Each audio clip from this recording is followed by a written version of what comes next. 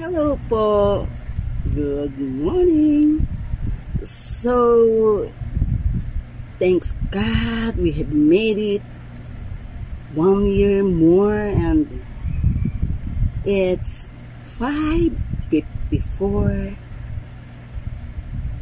and the morning, we can call it morning na siguro by 6, but then it's December 31, 2024. So, handa na ba kayo? Nakagawa na ba kayo ng New Year's resolution nyo? Bakit natin kailangan gumawa ng New Year's resolution? To have self-control of what's happening in our lives. To attain our goals, priorities, dreams, and aspirations in life.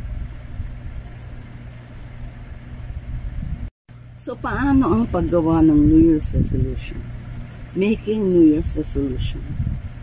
Stay positive. No quick changes. Just slow and make a little room for yourself. Set a goal that is motivating you.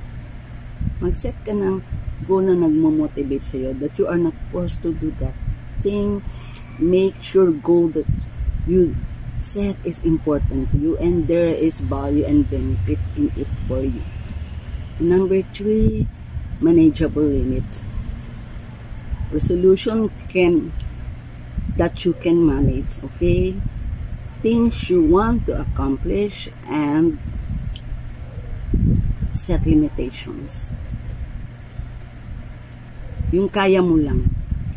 And be specific with your New Year's resolution. Be specific. New Year's resolution that is attainable, relevant, and time-sensitive. Measurable. Yung kaya mo siyang i-manage. Then, number 5 is write them down. That is very important. Bakit mo siya dapat i-list? Why would you list your New Year's resolution? Because to be able to not to forget them, to clarify what's your goal for this year, to take action, and it will serve as your guide, the list of your New Year's resolution and how far you have come. May mga nagawa na ba ako?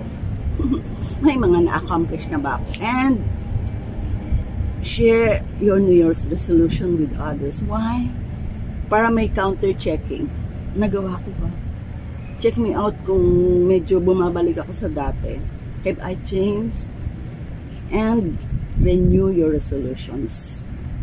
Pag umabot na ulit tayo ng December 2025, prepare na ulit tayo ng bagong resolutions. And make a checklist. Ano na ba yung na-accomplish ko?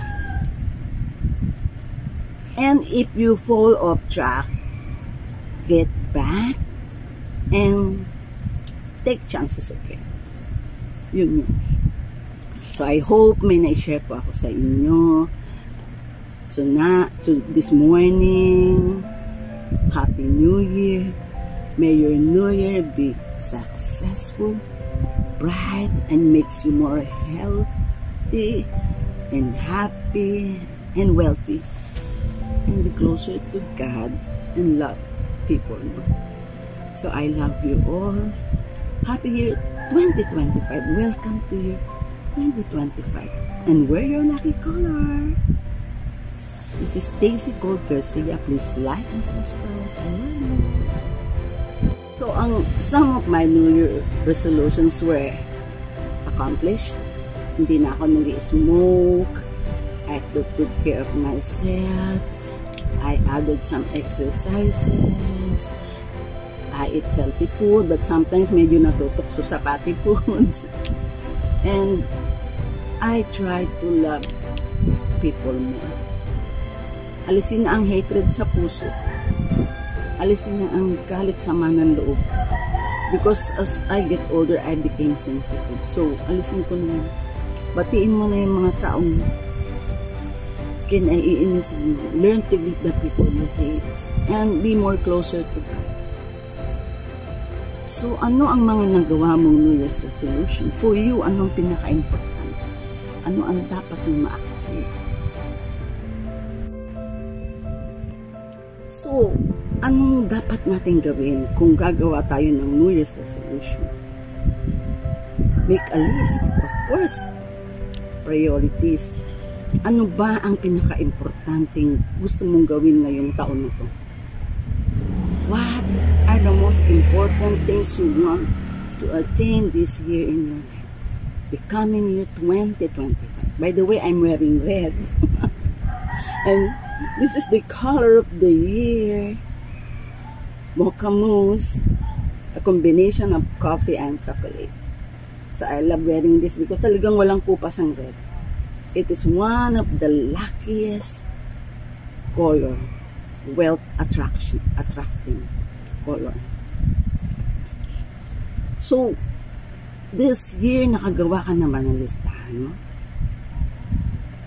Ano ba ang mga samples ng New Year's resolution?